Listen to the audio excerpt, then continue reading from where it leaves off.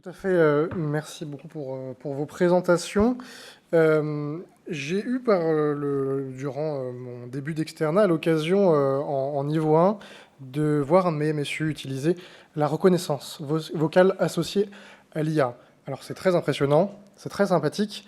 La principale problématique que moi j'en ai retiré, c'est que ça fait des observations absolument énormes.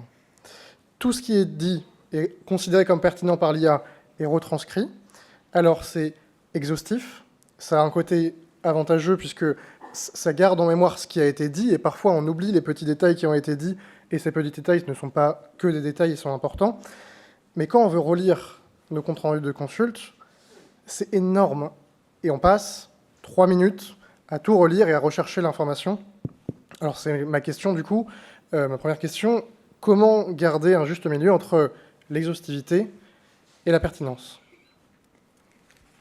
Et pour compléter ces questionnements, moi, en tant que médecin généraliste, maître de stage, moi, en fait, quand je tape ma consultation, je m'appuie sur mon compte-rendu, il s'appuie sur les données essentielles que j'ai extraites de la consultation, ce qui me paraît vraiment important à la fois à l'instant T, puis dans la perspective de la réévaluation du patient, parce qu'on les suit au long cours. Et du coup, comment je m'assure, qu'est-ce qui se passe s'il y a, moi j'ai un petit peu peur que ces outils-là, ils me fassent une observation où derrière il faut que je corrige tout, est-ce que je vais vraiment gagner du temps? Est-ce qu'à terme, en faisant ce travail-là, je finis par avoir un outil qui est un petit peu à l'image de ce que j'aurais voulu faire? Ce questionnement, quel temps je gagne? Est-ce que je le gagne réellement? À quel moment je le gagne? Et puis, justement, cette capacité à extraire les données de la consultation, c'est un élément qui, moi, me paraît essentiel dans le développement du raisonnement clinique de mes étudiants. Et c'est un bon reflet, d'ailleurs, de leur démarche de raisonnement. Du coup, comment je fais si mes étudiants, en stage, ils utilisent que ces outils-là? Comment je m'assure qu'ils sachent, dans cette observation qui a été générée par un outil d'intelligence artificielle, qu'ils sont vraiment capables d'extraire ces données essentielles pour raisonner? Et puis au-delà de ça, moi en consultation, ça pose des questions de confidentialité. Elles vont où ces données? Elles sont stockées comment? Est-ce que je dois prévenir mes patients? Est-ce qu'à chaque consultation, je dois recueillir un consentement? Si oui, sous quelle forme? Du coup, est-ce que vraiment je ne transforme pas un temps non consacré à taper mon observation à faire autre chose? Et ce autre chose, est-ce que c'est vraiment du soin? Voilà un petit peu toutes ces questions. Et du coup, merci par avance pour les différentes réponses que vous allez pouvoir nous apporter. Alors, je crois que, justement, professeur Alliot, vous aviez prévu d'aborder un petit peu plus les LLM autour de cet outil. Vous pouvez, si vous voulez, prendre le micro là, si vous préférez. Moi, je peux passer les diapos. D'accord, merci. Oui, en fait, la plupart des systèmes de capture d'informations dans les...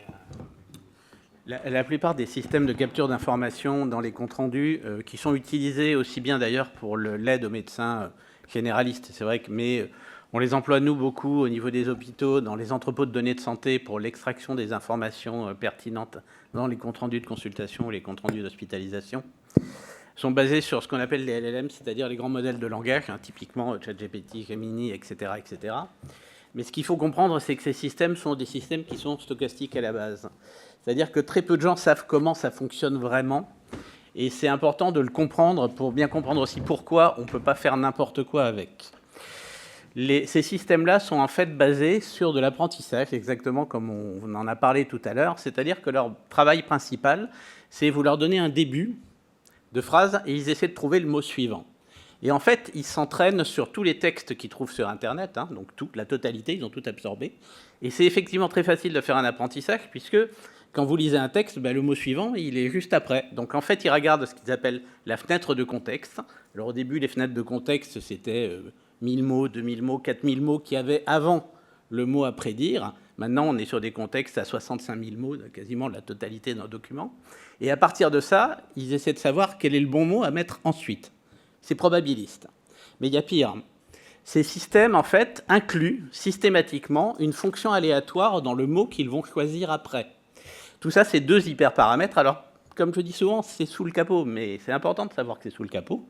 Ces 2 hyperparamètres, c'est ce qu'on appelle la température et le top P.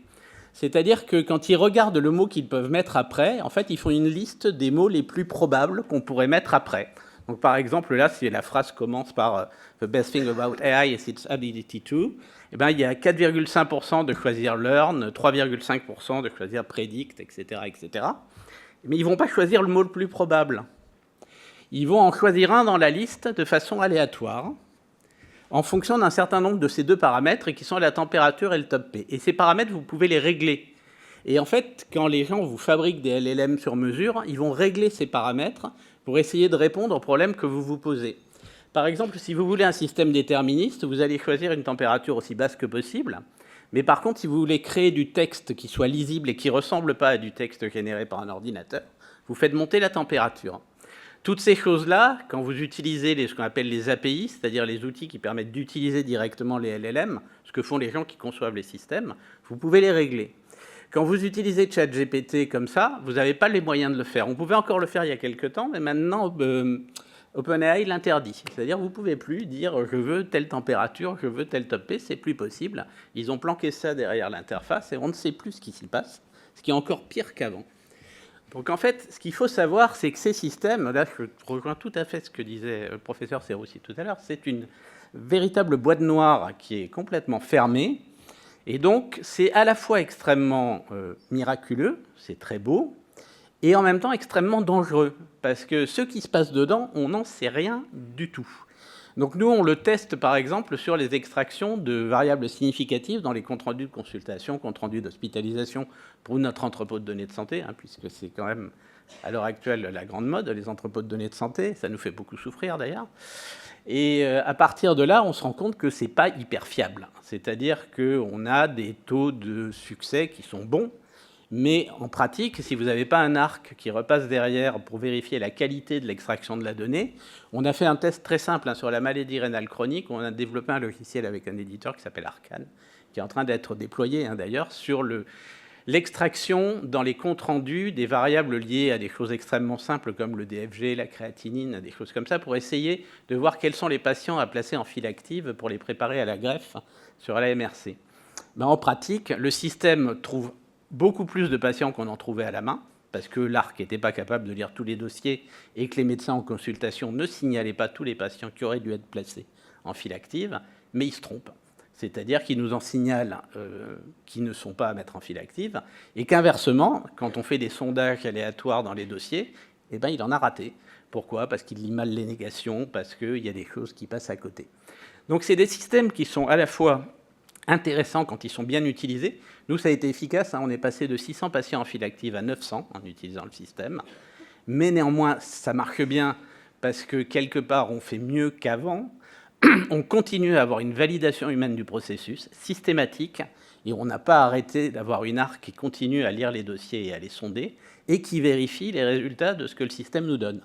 Donc il faut voir vraiment ces systèmes comme une aide, mais vous devez toujours vérifier ce qu'ils vous disent. On ne peut pas leur faire confiance, jamais. Ils sont capables de contresens énormes et surtout, ils vous diront des choses, ils vous les affirmeront avec une certitude absolue. Et derrière, si vous ne faites pas attention, vous allez vous faire tromper. Donc, c'est à la fois des outils formidables et des outils dangereux. Voilà, juste. Alors, en fait, dans tous les cas que vous avez préparés, moi j'ai répondu la même chose tout le temps. Voilà, l'IA va plus vite et fait parfois mieux ce que l'on sait faire, mais il est fondamental d'apprendre à faire pour challenger l'IA. Ça va être une espèce de récurrence que je vais installer dans mes réponses. Voilà, du coup, alors, par rapport aux internes que vous avez, effectivement, il faut leur débrancher l'IA, puisque comme on l'a dit pour les services de radiologie, il ne faut surtout pas qu'ils apprennent avec une béquille, en plus une béquille un peu instable, comme on vient de le dire. Donc voilà, dans les premiers mois, il faut désactiver l'IA. Ensuite, je suis étonnée, en fait, parce que là, quand vous avez dit, en gros, c'était du verbatim que j'avais à la fin, mais il faut faire la différence entre un système de dictée vocale et un système de génération de compte-rendu, quoi. Parce que la dictée vocale, effectivement, c'est le verbatim de tout ce qui a été échangé. Et là, effectivement, voilà, quoi, il y a une inflation verbale qui est complètement impossible à gérer au niveau d'un compte-rendu. Par contre, en fait, ces assistants vocaux, en fait, des assistants médicaux intelligents, ils font des comptes-rendus. Ils proposent un compte-rendu. Après, c'est la vision de l'assistant de mettre le relief là où il a envie de le mettre, et vous pouvez tout à fait ne pas être d'accord. Par contre, vous pouvez aussi être d'accord. Donc, il y a ce principe de garantie humaine qui s'applique, toujours issu de la loi de la bioéthique, c'est qu'il faut qu'il y ait un regard humain derrière. On ne peut pas laisser dans le flux là, des choses qui sont faites par l'IA sans qu'il y ait quelqu'un qui regarde effectivement si ça a bien été fait. Et là, en gros, il y a cette étape de validation qui est cruciale parce que c'est cette étape de validation qui va vous amener à rajouter des trucs, à en enlever. Et du coup, ils sont auto-apprenants et ça devrait converger vers quelque chose qui vous conviendrait mieux que la proposition initiale. Mais toujours, il faudra valider derrière. Parce que c'est pas parce que la dérivée est bonne et que ça converge vers quelque chose qui est mieux qu'il n'y a pas un moment donné où faire n'importe quoi. Voilà. Donc, où vont les données ? On n'en a pas encore parlé, si ? Ah, bon, alors je ne traite pas ça ? Bon, on peut l'aborder là, si. Alors, donc à un moment donné, il y avait aussi une interrogation, c'est en gros, toutes ces... finalement, on a l'impression d'être sur écoute. Quand on a un système là qui va entendre tout ce qui a été échangé et qui va faire ou pas le compte-rendu, mais en tout cas, voilà. Alors, c'est important de savoir, justement, dans les conditions générales d'utilisation, qu'est-ce qui est dit, en fait. Donc là, pour Nabla, moi, j'ai aucun lien d'intérêt avec Nabla, hein, je veux dire, mais j'ai beaucoup étudié le système. Là, en fait, ils gardent aucune donnée. Parce que justement, je voulais les mettre dans un projet pour... Ils m'ont dit, nous, on garde aucune donnée. Donc, en gros, elles sont traitées, le compte-rendu est validé, il n'y a plus de données. Pardon ? Pendant 15 jours ? Peut-être après la validation ? D'accord. Bon, peut-être que c'est pour avoir un droit au remords ? Bon. D'accord. D'accord. Mais est-ce que c'est paramétrable ? D'accord. Donc on peut dire un jour. Voilà. Hein ? Ou un an. Oui, mais c'est notre choix.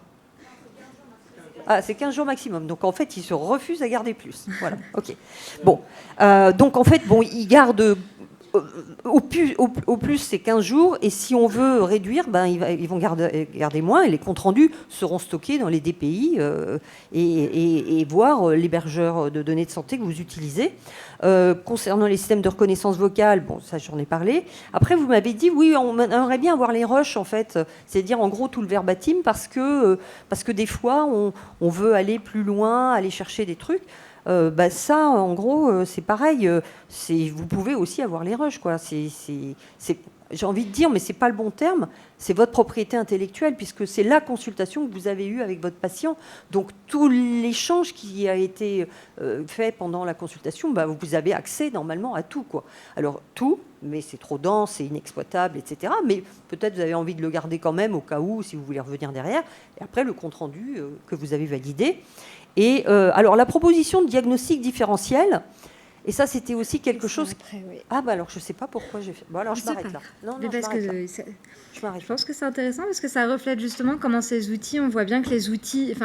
chaque outil a un usage et que typiquement, vous voyez bien que là, ça illustre que cet outil-là, si on avait évoqué les outils de génération de compte rendu dans l'idée d'améliorer nos diagnostics différentiels, probablement que la réponse aurait été que ce n'est pas le bon outil pour faire ça. Et donc ça amène aussi à ça. Et cet outil-là, il est entraîné pour savoir faire cette tâche qui est générer un compte-rendu sur la base de probabilité de qu'est-ce qu'on attendrait en fait à partir de cette consultation, qu'est-ce que l'IA estime comme probabilité que ça correspondrait au résultat qu'on attend réellement. L'autre jour, j'assistais à une présentation et où l'intervenant me disait « Attention, les IA, ce sont des people pleasers ». L'IA, elle veut vous faire plaisir, quoi. Donc, elle va toujours chercher à vous donner ce qui va vous faire plaisir.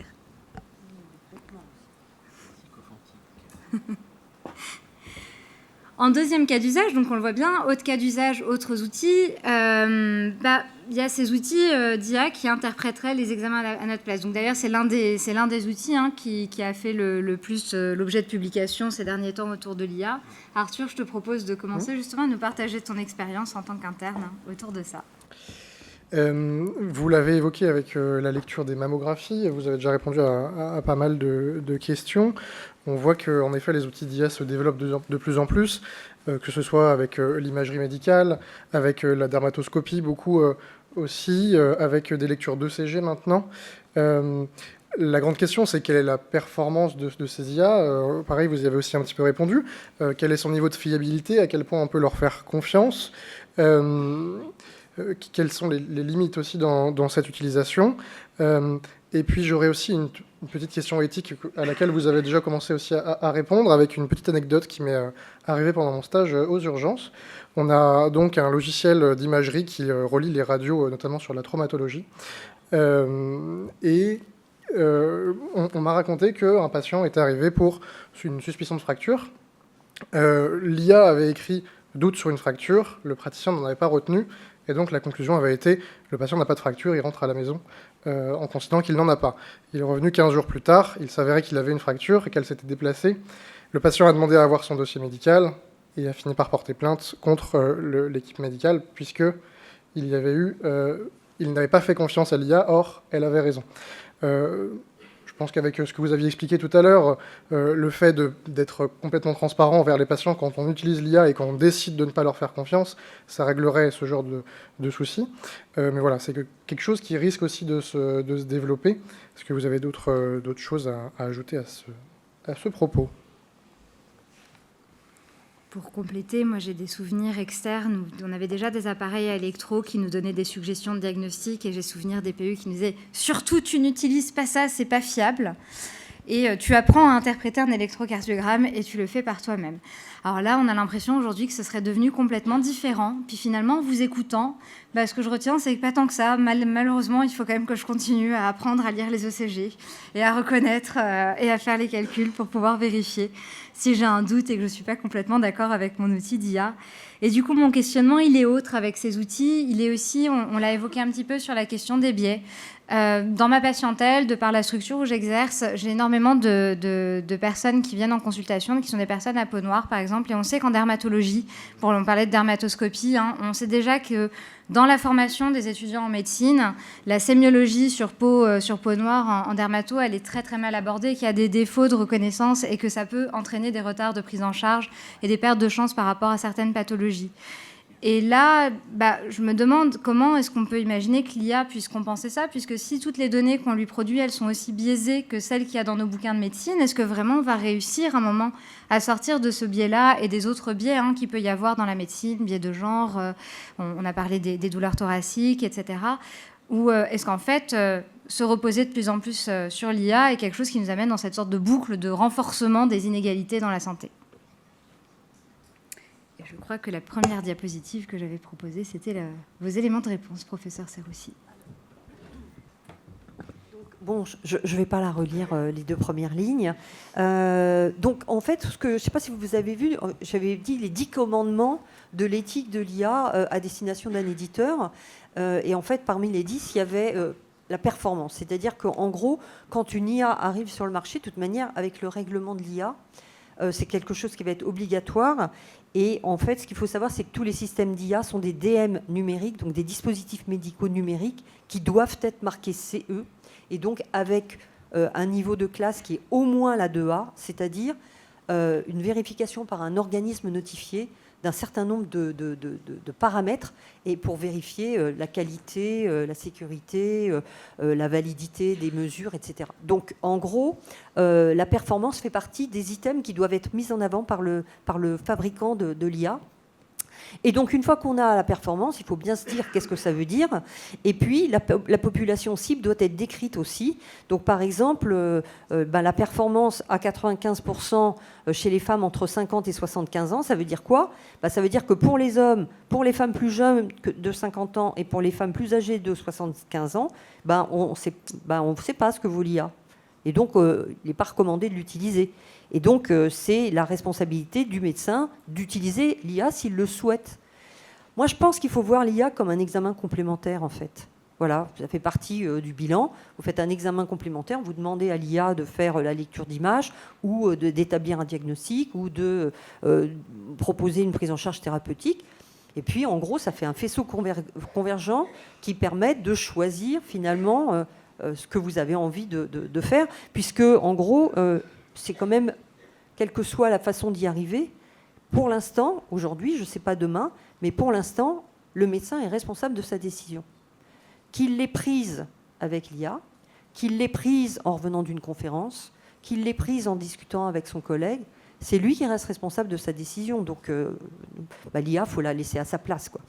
Les dermatoscopes, donc c'est pareil. Si à l'entraînement, il n'y avait que des peaux foncées ou si à l'entraînement, il n'y avait que des peaux claires, ça ne donne pas la même chose. S'il n'y a que des peaux claires, ça ne va pas être performant de la même manière sur les peaux foncées et vice-versa. Donc après, j'ai mis question éthique. Faut-il alors ne pas utiliser l'IA ou l'utiliser que chez les patients à peau claire ? Se dire, par exemple, l'IA, elle marche sur les patients... l'IA, la lecture... de Nevus avec une IA, ça marche, c'est annoncé comme étant performant sur les peaux claires. Est-ce qu'il faut n'utiliser l'IA que pour les peaux claires ou est-ce qu'il faut quand même l'utiliser pour les peaux claires et les peaux foncées en intégrant le fait que c'est moins performant avec les peaux foncées? Ça, c'est une vraie question éthique, hein, parce que quelque part, alors le côté rigolo de le dire, c'est que c'est discriminatoire pour les peaux claires parce que finalement, on va les traiter avec l'IA alors que l'IA, on sait que c'est limité. Ou alors on dit c'est plutôt discriminatoire pour les peaux foncées parce qu'ils ne vont pas pouvoir bénéficier de l'IA. Donc voilà. Repenser l'usage de l'IA en envisageant toujours qu'on peut être dans les 5% ou hors des 5% si on tient compte en plus de l'intervalle de confiance. Et alors, le cas avec la plainte, là, donc le radiologue, donc ce que je disais, garde son autonomie décisionnelle. S'il suit les propositions de l'IA, il doit dire pourquoi. Idem s'il ne les suit pas. Il peut avoir raison en ne les suivant pas. Il peut avoir tort en les suivant. Et le contraire est également vrai. Donc quand il a tort en ne les suivant pas, c'est la traçabilité des raisons du non-suivi qui permettra d'éclairer le contexte en cas de plainte. Parce que s'il explique pourquoi il n'a pas fait confiance à l'IA, eh bien, c'est tout à fait recevable et tout ce qu'il va dire va être dans le sens de... Et il y a aussi des gens qui se trompent même sans IA. Merci beaucoup. Et pour mieux comprendre justement comment l'IA peut se tromper, professeur Alliot, vous aviez quelques éclairages à nous apporter. Oui, non, en fait, c'était pour revenir sur les problèmes des biais de représentation, en particulier des biais d'apprentissage. Donc, il y a tout un tas d'articles qui ont été publiés sur le sujet, sur lesquels on a travaillé. Moi, ma spécialité au niveau recherche, c'est l'image, mais c'est plus l'imagerie anapath que la radiologie. Mais même sur la radiologie, il y a des choses à faire. Donc ça, c'est un exemple classique qui a été tiré d'un article publié l'an dernier, où on montre assez facilement que si vous entraînez une IA avec des datasets déséquilibrés, c'est-à-dire vous mettez 900 exemples d'IRM, vous avez une tumeur, et 100 où vous n'en avez pas, et ben par défaut, il aura tendance à créer des tumeurs. Et si, à l'inverse, vous n'avez pas de tumeur, 900 exemples sans tumeur et 100 exemples avec des tumeurs, il aura tendance à ne voir jamais de tumeur. C'est-à-dire que le système est complètement tordu par le biais des données qu'on lui a présentées. Donc on doit s'assurer que les datasets sont équilibrés. Et donc l'équilibrage des datasets, c'est un travail en soi qu'on peut faire de plusieurs façons, par de l'augmentation de données. Il y a tout un tas de mécaniques qu'on sait utiliser. Néanmoins, il faut déjà être capable au départ de détecter le biais qui se trouve dans le dataset. Pour parler de l'anapath plus en particulier, qui est le domaine que je connais le mieux, on a énormément d'ennuis sur les colorations. Les colorants qu'on utilise en anapath ne sont pas tous les mêmes, ils ne viennent pas toujours des mêmes fabricants, et même quand ils viennent du même fabricant, ce n'est pas toujours les mêmes lots. Et donc, quand vous avez un algorithme qui est entraîné sur un certain type de colorant, quand vous allez le changer de colorant, il va se tromper. Plus grave, vous avez un biais qu'on a constaté une fois sur une étude sur le cancer, où on avait des lames qui venaient de plusieurs centres, et on arrivait à un résultat fabuleux, on était à 90% sur la reconnaissance des tumeurs sur cette étude multicentrique. Et après, on s'est rendu compte d'une chose, parce que moi, je n'y croyais pas aux 90%, c'est-à-dire que je n'y crois jamais quand je vois que c'est 90%. Et on s'est rendu compte d'une chose, c'est que les centres, en fait, étaient spécialisés par grade de tumeur. Et ce qui se passait, c'est qu'il y avait un centre qui n'avait que des grades 4 et un autre que des grades 2. Et comme les colorations n'étaient pas les mêmes, l'algorithme ne reconnaissait pas du tout les grades, il reconnaissait la coloration qui venait du centre. Et donc, vous avez d'autres cas terribles qui sont, par exemple, la fuite de données. C'est-à-dire que vous apprenez quelque chose, mais vous avez mis dans votre... Parce que ce qu'on fait quand on fait un apprentissage, c'est qu'on apprend sur un ensemble d'apprentissage, et puis on a mis de côté un petit sous-ensemble de validation sur lequel on vérifie que ce que l'algorithme a appris sur l'ensemble d'apprentissage se retrouve bien sur l'ensemble de validation. Parce que comme je vous l'ai montré, les algorithmes sont excellents pour apprendre sur la base qu'on leur donne, encore faut-il qu'ils puissent généraliser sur les cas qu'on ne leur a pas appris. Le problème, c'est la fuite de données. C'est-à-dire que, normalement, il faut vraiment isoler totalement l'ensemble d'apprentissage et l'ensemble de validation. Mais c'est très facile de faire de la fuite de données.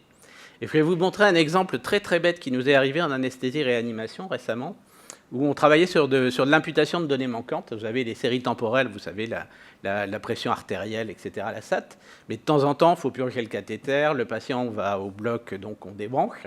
Et on a besoin d'imputer les données manquantes pour faire des études sur l'évolution du patient. Et pour faire ça, on utilise aussi des algorithmes d'IA qui servent à faire de l'imputation de données manquantes. Et donc on travaille là-dessus, et à un moment, on arrive à développer un algorithme où on était bien meilleur que tous les autres. Et on ne comprenait pas pourquoi. Moi, j'y crois jamais quand je vois ça non plus. Et on regarde, et on s'est rendu compte d'une chose, c'est qu'en normalisant les données, parce qu'on normalise les données quand on les rentre dans l'algorithme, on avait utilisé la moyenne et l'écart type de l'ensemble du dataset, et pas seulement du dataset d'apprentissage. Cette toute petite information qui venait du dataset de validation, et qui était en fait complètement cachée dans ce qu'on avait fait, avait permis de gagner 7 points sur la qualité de l'algorithme. Ces fuites de données sont fréquentes. Quand vous voyez quelque part aussi, on vous dit oui, ChatGPT a démontré un algorithme ou a résolu un problème des Olympiades de maths, il ne l'a pas résolu. Il l'avait vu dans son apprentissage. Et quand on lui a posé la question, c'est de la fuite de données. Donc tous ces problèmes-là autour de l'apprentissage, on parlait de la mammographie, on va retrouver donc, cet exemple-là. Je pense que vous en parliez un peu, c'est Mirai, qui est l'algorithme qui est sorti du MIT il y a 4 ou 5 ans. Et il y a eu un poste d'un médecin qui est aussi député et qui aujourd'hui est même rapporteur du budget, il y a 1 an là-dessus, qui disait formidable avec ça, dans quelques temps, on va détecter des tas de cancers et ça va être révolutionnaire. Donc, il faut aller regarder l'algorithme, et le papier en particulier qui a été publié. Il était de parfaite bonne foi, cette personne, quand elle a fait ça. Et en plus, elle avait publié la source, donc c'était facile d'aller vérifier. Et l'algorithme et le papier montraient des intervalles de confiance à 0, enfin un coefficient de concordance à 0,80, ce qui était très bon, effectivement. Et effectivement, on pouvait se dire que c'était vraiment pas mal. Et il montrait au moins un exemple où il trouvait une tumeur 5 ans avant. Sauf que ça, moi j'appelle ça s'appelle du cherry picking chez nous. C'est-à-dire que vous prenez l'exemple qui marche bien dans toute l'étude et vous montrez que ça. Et vous oubliez de montrer tous les exemples qui n'ont pas marché. Et puis derrière, quand j'ai vu cette étude-là, je me suis dit, on va avoir 2 problèmes. Un, ça va être un biais sur les groupes ethniques qu'on va voir apparaître. Et on va sûrement avoir un biais aussi sur le fabricant de la machine, parce qu'ils l'ont sûrement entraîné que sur 1 ou 2 machines. Ça n'a pas raté. Cette année est sorti un article où ils sont allés tester l'algorithme sur des femmes mexicaines, avec 2 types de machines différentes, une où c'était la même et une où c'était pas la même. Et on est passé de 0,80 à 0,55, c'est-à-dire qu'on est quasiment sur de l'aléatoire. C'est-à-dire l'algorithme, et même pire, dans l'intervalle de confiance, vous tombez à 0,41, c'est-à-dire qu'il fait pire que de l'aléatoire. Donc, vous voyez, c'est hyper dangereux, ces systèmes-là, parce qu'on vous annonce monts et merveilles, sauf qu'il y a les biais éthiques, il y a les biais de fabrication, il y a les biais de fuite de données. Donc, quand vous voyez un article qui publie... Chaque fois que vous voyez... Moi, dès que je vois un truc qui m'annonce 0,90, j'y crois pas. Je vais vérifier. Donc voilà, mais je pense qu'on va tous dans le même sens là-dessus. Il faut faire très très attention à ces systèmes, bien regarder les conditions où ils ont été entraînés, les bases de données, les conditions d'utilisation, parce que sinon, vous allez là-dessus avec quelque chose qui semble fabuleux, mais dès qu'on va vouloir l'utiliser en pratique courante, et en plus là, les biais, vous voyez déjà sur Mirai, autant sur les algorithmes dont on parlait, peau blanche, peau noire, c'est relativement clair de se dire on va avoir un biais sur la couleur de la peau, parce que le biais, on le voit. Mais là, pourquoi les femmes mexicaines n'ont pas les mêmes seins que les femmes américaines? On ne sait pas. Voilà, ils ne mangent pas la même chose. C'est un problème, on le sait, sur les cancers du sein au Japon, où quand les Japonaises arrivent aux États-Unis, elles retrouvent les caractéristiques américaines. Donc, c'est lié à des facteurs environnementaux, etc. Mais tous ces facteurs-là, pour la peau, on va s'en douter. Là, on ne va pas s'en douter. On risque d'utiliser l'algorithme sur des gens pour qui ça ne va pas fonctionner. Donc, il faut être très, très attentif à ça. Merci beaucoup pour ces éléments de réponse. Je vous propose avec un dernier cas d'usage. On en avait prévu 4, mais l'heure tourne et malheureusement, il va falloir quand même, encore une fois, ne pas atteindre la demi-heure bordelaise toulousaine combinée. Mais quand même, à travers vos réponses, moi, en tant que maître de stage, je commence à me dire, bon, quand même, globalement, esprit critique, ça, je vais pouvoir accompagner, aller interroger les biais. Mais finalement, comment je gère si mon étudiant ou mon étudiante en stage se dit quand même je vais aller interroger un outil d'IA générative pour poser mes questions, prendre une décision dans une situation complexe. Et Une part de moi se dit que je vais être capable de détecter, l'autre se dit mais en fait comment je sais si l'usage, enfin voilà, dans un usage transparent on pourra en discuter. Imaginons dans un usage moins transparent, ou dans le cadre d'examen par exemple, hein, souvent on parle de l'évaluation des étudiants, donc un usage qui serait moins transparent, quels sont les risques, et est-ce que vraiment l'IA peut faire vraiment bien en termes de prise de décision ou d'aide, notamment dans l'usage d'outils assez généraux. Et du coup, Étienne, si tu veux bien nous montrer tes tests. C'est juste un petit cas pratique. J'ai demandé à l'IA de résoudre un cas que j'avais... Parce que je m'occupe des confs d'Internet depuis 2007 à Bordeaux, et j'avais posé ça à l'époque des ECN rédactionnels. Et je me suis dit, tiens, je vais le ressortir, et je vais demander si l'IA est capable de faire aussi bien que les étudiants. Et donc, je lui ai demandé quel diagnostic et pourquoi, parce que j'aime bien savoir, et vous l'avez déjà dit, c'est bien de savoir comment l'IA réfléchit. Vous recevez aux urgences un homme de 53 ans, d'origine malgache, en France depuis 2 ans, pour une fièvre à 40, tout productif. 2 épisodes de ce type depuis le début de l'année, hospitalisé à chaque fois. Il y a un peu de tabac, de cancer, de diabète, le traitement... la température, la tension, tout ça. L'examen biologique, je fais exprès de faire 40 000 leucototos, dont 12 000 neutrophiles. Donc il y a un petit gap là, je vais voir s'il le voit, ça. Et la radio qui montre un épanchement pleural. Donc, ChatGPT me dit que il faut évoquer une infection pulmonaire, un empième. Ok, une tuberculose, je pense que l'origine malgache, donc ça c'est marrant de voir comment les stéréotypes peuvent ressortir aussi. La récidive de nouvelle néoplasie, l'insuffisance cardiaque, une pathologie auto-immune ou inflammatoire, voilà. A priori, il me donne des examens complémentaires. Les plus, c'est ultra rapide, il m'a donné ça en moins de 3 secondes. Des hypothèses qui peuvent être à peu près plausibles. L'insuffisance cardiaque est quand même peu probable dans cette histoire, mais pourquoi pas.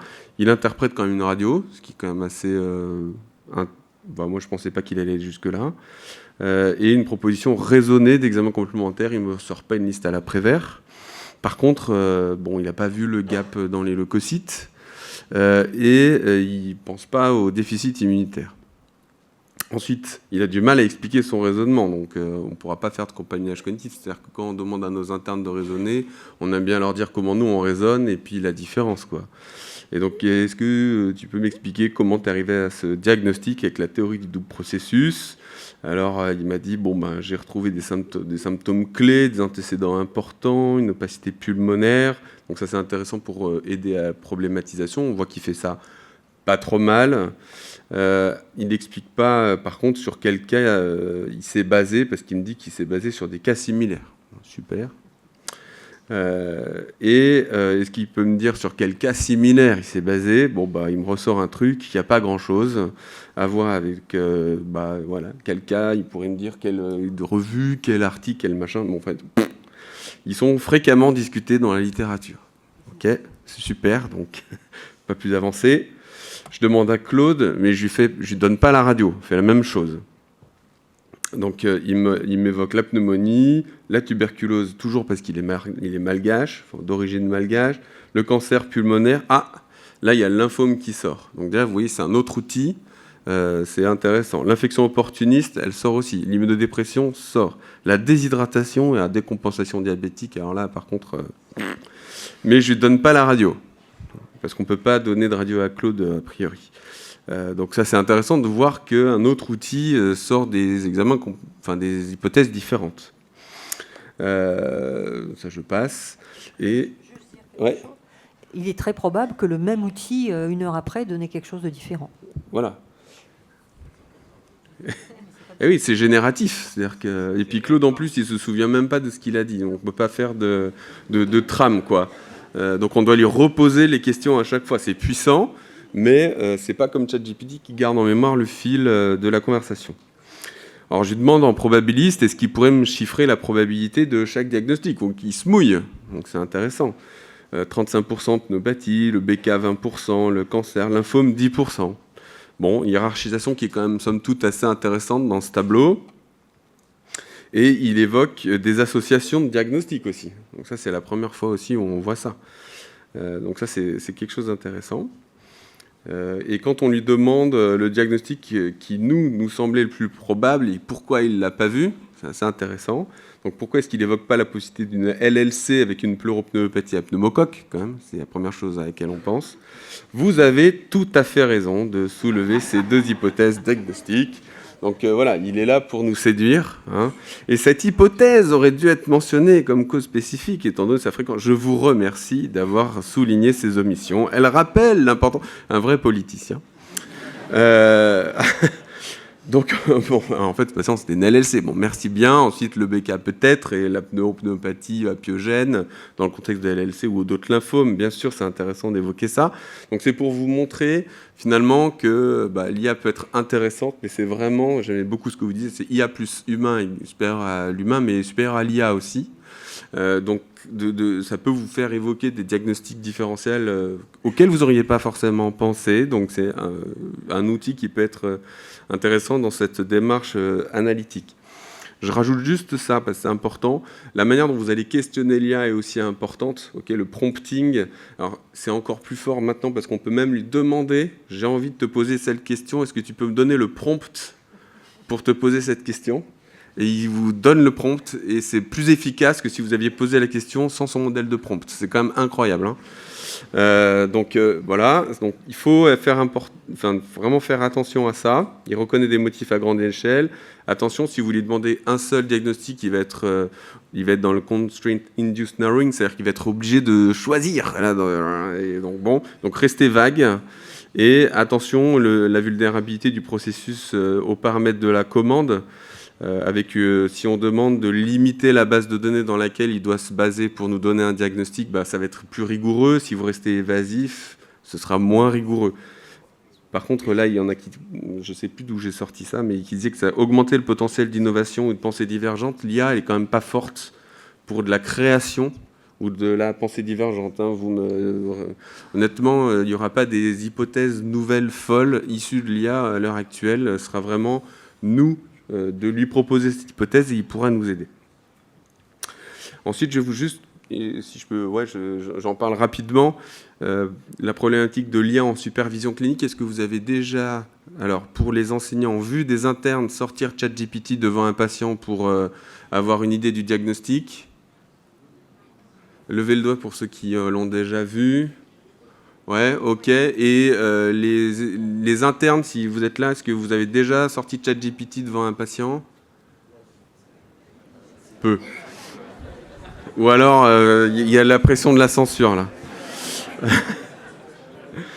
Bon, en tout cas, pour les Américains, c'est un vrai problème. Voilà, je ne dis pas qu'on fait mieux ou moins bien. Ok. Et vous avez sûrement vu passer ce papier dans le New England de Rajaeli Abdul-Nour, qui est au passage le rédac-chef du NEJM Journal Watch.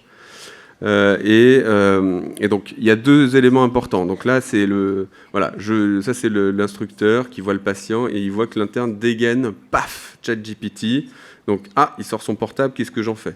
Et donc, il propose un petit algorithme qui s'appelle DEFT-AI.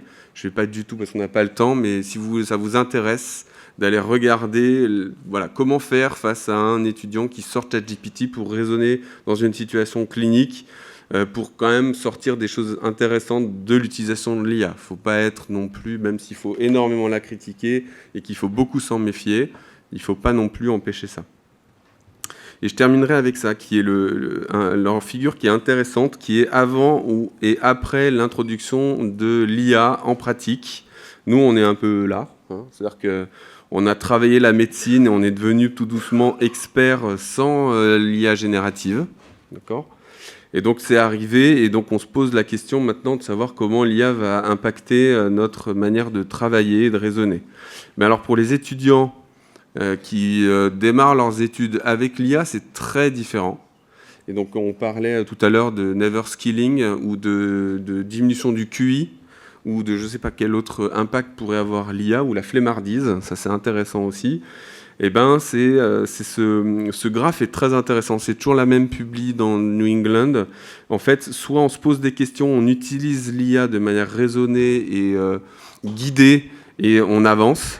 soit on fait confiance à l'IA, on critique jamais, et en fait il y a du never skilling, voire du miss-skilling. C'est-à-dire never skilling, c'est qu'on n'acquiert pas la compétence, et voire on se forme d'une mauvaise manière parce que l'IA se trompe. D'accord ? Donc ça, c'est vraiment un schéma qui me semble très important pour l'utilisation de l'IA dans notre pratique clinique et dans notre enseignement. Voilà, je pense que j'avais rien de plus là-dessus. Je propose à Arthur de clore cette session avec quelques mots pour justement, toi, en tant qu'interne, comment tu envisages de ne pas basculer dans le deskilling et de pouvoir plutôt être un médecin amélioré par l'IA. Du côté obscur. C'est le bon côté. Déjà, merci beaucoup à vous trois pour vos interventions qui étaient extrêmement pertinentes. Ce qui m'a beaucoup marqué, c'est cette phrase « l'IA plus l'humain, c'est supérieur à l'humain, mais c'est aussi supérieur à l'IA ». Ce que je retiendrai principalement, je pense, c'est le fait que l'IA, si on veut l'utiliser, c'est comme un outil. Et surtout, ce qui est très important d'avoir en tête, c'est retenir dans quoi l'IA est bonne et sur quoi elle a été entraînée pour pouvoir l'utiliser à bon escient et pas avoir ce biais extrêmement important. Les IA, pardon. Et merci beaucoup. Merci encore à vous trois.